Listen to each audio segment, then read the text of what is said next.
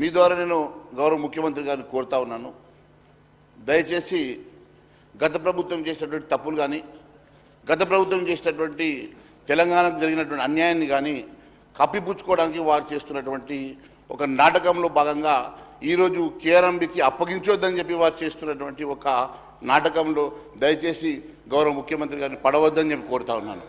నేను ఒకటే అడుగుతా ఉన్నాను అధ్యక్ష, నేను ఒకటే అడుగుతా ఉన్నాను అధ్యక్ష, 2014 తెలంగాణ రాష్ట్రం వచ్చిన తర్వాత తెలంగాణ రాష్ట్రంలో ఏ నీటి కోసమైతే తెలంగాణ రాష్ట్రం వచ్చిందో ఆ నీటికి ఇప్పుడే మరి ప్రభుత్వం చూపించినటువంటి పవర్ పాయింట్ ప్రజెంటేషన్ కానివ్వండి, మన దగ్గర ఉన్నటువంటి డాటా ప్రకారం కానివ్వండి, ఇన్ని వందల టీఎంసీల నీటిని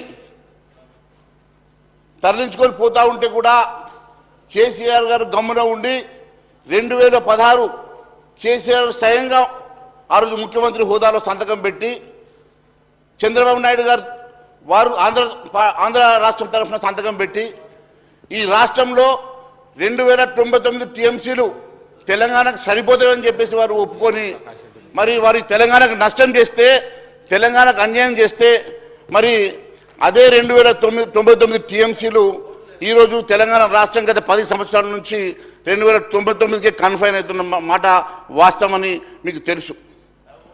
మరి నేను ఒకటే అడుగుతా ఉన్నాను, కేఆర్ఎంబీ ఎందుకు మీరు వద్దనుకుంటున్నారో ఈ సభకు చెప్పాల్సిన అవసరం గౌరవ ముఖ్యమంత్రి గారి మీద ఉన్నది. దాదాపు 15 అవుట్లెట్స్ ఆంధ్ర ప్రాంతంలో వారి సరిహద్దుల్లో 15 అవుట్లెట్స్ ఉన్నప్పుడు వారు తరలించుకొని పోతా ఉంటే ఆపే శక్తి మనకు లేనప్పుడు మనం చేయగలిగింది ఏంటి అని చెప్పేసి నేను అడుగుతా ఉన్నాను. మరి ఒకవైపు ఈరోజు కూడా ఆ 15 అవుట్లెట్స్ ఆంధ్ర ప్రాంతంలో ఉన్నటువంటి ప్రాంతంలో వారు ప్రభుత్వం కంట్రోల్ తీసుకొని ప్రభుత్వం సిఆర్పిఎఫ్ పెట్టుకొని అక్కడ నీటిని దోసుకొని పోతా ఉంటే, తరలించుకొని పోతా ఉంటే ఆపే శక్తి రాష్ట్ర ప్రభుత్వానికి లేనప్పుడు మరి కేంద్రం ఇంటర్వ్యూన్ కావాల్సినటువంటి అవసరం ఉన్నది. మరి కేంద్రాన్ని ఇంటర్వ్యూన్ చేసి మరి కేఆర్ఎంబీ ద్వారా దీన్ని కంట్రోల్ చేయాల్సినటువంటి అవసరం మన మీద ఉన్నది కదా అధ్యక్ష. నేను ఒకటే అడుగుతా ఉన్నాను, 1956 యాక్ట్ ప్రకారం బచావత్ ట్రిబ్యునల్ ఇచ్చినటువంటి ఆ రోజు ఇచ్చినటువంటి ఎన్ బ్లాక్ 811 టీఎంసీల నీరు, ఎన్ బ్లాక్ 811 టీఎంసీల నీటిని ఆ రోజు ఉమ్మడి ఆంధ్రప్రదేశ్ రాష్ట్రంలో మనకు 299 మాత్రమే తీసుకొని 512 టీఎంసీలు తరలించుకుపోయినమాట వాస్తవం. అది అన్యాయం జరిగిందనే కదా తెలంగాణ రాష్ట్రం కోసం పోరాటం జరిగింది. అటువంటి అన్యాయం జరిగినటువంటి తెలంగాణ రాష్ట్రానికి అన్యాయం జరిగిన పోరాటంలో మీరు తెలంగాణకు ఛాంపియన్ అని చెప్పుకునేటువంటి కేసీఆర్ గారు అదే డాక్యుమెంట్ని సంతకం చేసి 8 సంవత్సరాలుగా ఇదే 299కి ఎందుకు కన్ఫైన్ అయినారో చెప్పాల్సిన బాధ్యత కూడా టీఆర్ఎస్ ప్రభుత్వం మీద ఉన్నది.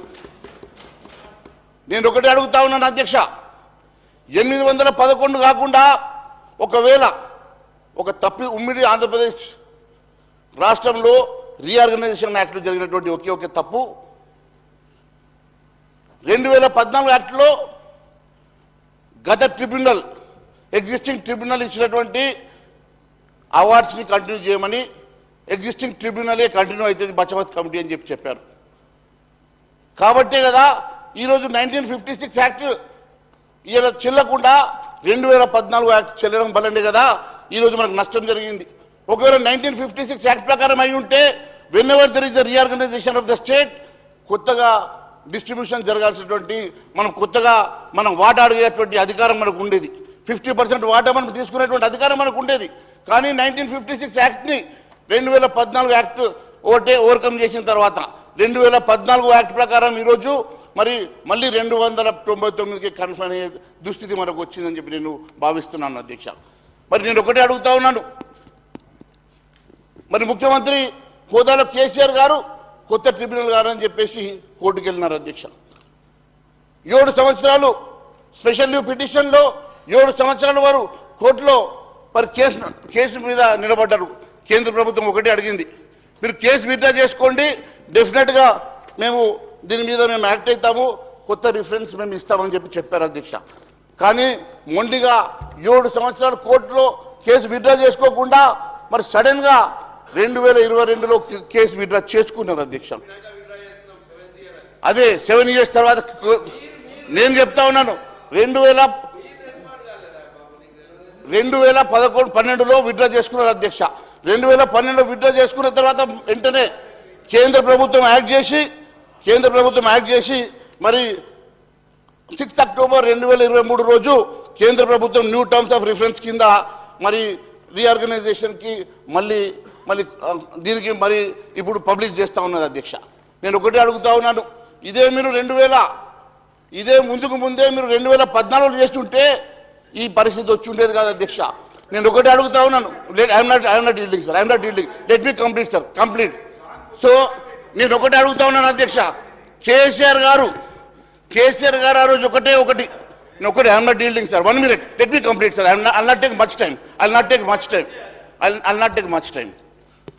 నేను ఒకటే అడుగుతా ఉన్నాను అధ్యక్ష, ఒకవేళ కేసీఆర్ గారు 2014లోనే ఈ నిర్ణయం తీసుకొని ఉంటే ఈ దుస్థితి వచ్చేది కాదు అధ్యక్ష. కేవలం ఆంధ్ర ప్రాంతంలో కట్టేసినటువంటి వారి మిత్రుడో వారి సహచరుడో ఆంధ్ర ముఖ్యమంత్రి జగన్మోహన్ రెడ్డి గారికి న్యాయం చేయడానికో, లేకుంటే అక్కడ ఆస్థాన గుత్తేదారు కృష్ణారెడ్డికి న్యాయం చేయడానికో వేల కోట్ల రూపాయల కాంట్రాక్ట్లను అక్కడ నడుస్తూ ఉంటే, డే అండ్ నైట్, నెలల పాటు సంవత్సరాల పాటు నడుస్తూ ఉంటే దాన్ని ఆపడానికి ఏ రోజు కూడా ఒక చర్య కూడా తీసుకున్నటువంటి వ్యక్తి ఆ రోజు కేసీఆర్ గారు అధ్యక్ష. నేను ఒకటి అడుగుతా ఉన్నాను, 2014 నుంచి మరి ఇప్పుడే మంత్రి గారు కూడా రిఫరెన్స్లో చెప్తా ఉన్నారు, టెండర్ నోటీస్ పడ్డప్పుడు అపెక్స్ కౌన్సిల్ పిలిస్తే కూడా పోస్ట్పోన్మెంట్ అడిగిండు తప్ప వెళ్ళేసి దాన్ని ఆపే ప్రయత్నం చేయలేదంటే వారి చిత్తశుద్ధి ఎంత బాటిదో దీన్ని బట్టి అర్థమవుతా ఉన్నది అధ్యక్ష. నేను మరి అదే మాదిరి కాంగ్రెస్ ప్రభుత్వం కూడా 2014 రీఆర్గనైజేషన్ యాక్ట్లో చేసినటువంటి తప్పిదం కానీ నష్టం కానీ, అదే మాదిరి కేసీఆర్ చేసినటువంటి నష్టం కానీ, ఇద్దరి వల్ల తెలంగాణ ప్రాంతంలో భారీ నష్టం జరిగిందన్న సంగతి నేను తెలియజేస్తా ఉన్నాను అధ్యక్ష.